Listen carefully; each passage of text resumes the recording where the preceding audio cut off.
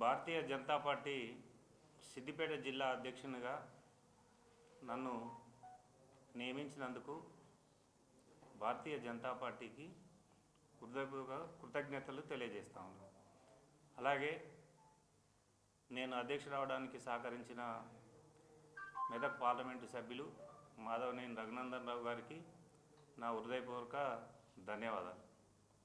అలాగే ముదిరాజు ముద్దుబిడ్డ ఈటెల రాజేందర్ మాజీ మంత్రివర్యులు, నాకు అన్న సమానులు ఈటెల రాజేందర్ గారికి కృతజ్ఞతలు తెలియజేస్తాను. ముఖ్యంగా మా పార్టీ అధ్యక్షులు కిషన్ రెడ్డి గారికి, కేంద్ర హోంశాఖ సహాయ మంత్రులు బండి సంజయ్ కుమార్ అన్నగారికి, మా ఓబీసీ మోర్చా జాతీయ అధ్యక్షులు లక్ష్మణ్ గారికి, నా అధ్యక్షుడు అవడానికి సహకరించిన మా స్థానిక మా మిత్రుడు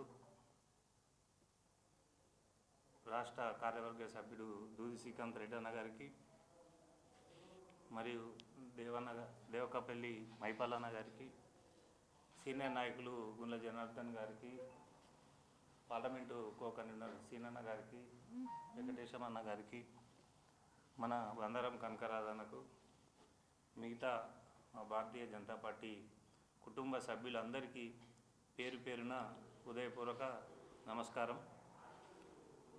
నేను చాలా సంవత్సరాలుగా రాజకీయాల్లో ఉన్నాను, 25 సంవత్సరాలుగా రాజకీయాల్లో ఉన్నాను. ఒక పార్టీ అనుకుంటే ఒక అతి సామాన్యమైన ఒక బీసీ, ఒక ముదిరాజు బిడ్డకు నన్ను గుర్తించి ఇంత పెద్ద బాధ్యతను నా మీద పెట్టినందుకు నేను సర్వదా పార్టీకి రుణపడి ఉంటాను. అహర్నిశలు కార్యకర్తలకు అందుబాటులో ఉండి ఒక సామాన్య కార్యకర్తలాగానే పార్టీకి పనిచేస్తాను. అధ్యక్షుడు అయినంత మాత్రాన నేను అధ్యక్షుడు అనే హోదా కాకుండా ఒక భారతీయ జనతా పార్టీ ఒక సుశిక్షితుడైన సైనికుడిగా పార్టీ నియమావళికి కట్టుబడి పార్టీకి విధేయుడిగా పనిచేస్తానని ప్రమాణం చేస్తూ ఉన్నాను. అలాగే ఇప్పుడు మనకిక్కడ ఎన్నికలు జరుగుతూ ఉన్నాయి. ఎమ్మెల్సీ ఉపాధ్యాయ ఎమ్మెల్సీ అభ్యర్థి కానీ, గ్రాడ్యుయేట్ ఎమ్మెల్సీ అభ్యర్థిగా మల్కా కొమరయ్య గారు, చిన్నమైల అంజిరెడ్డి గారు పోటీ చేస్తూ ఉన్నారు.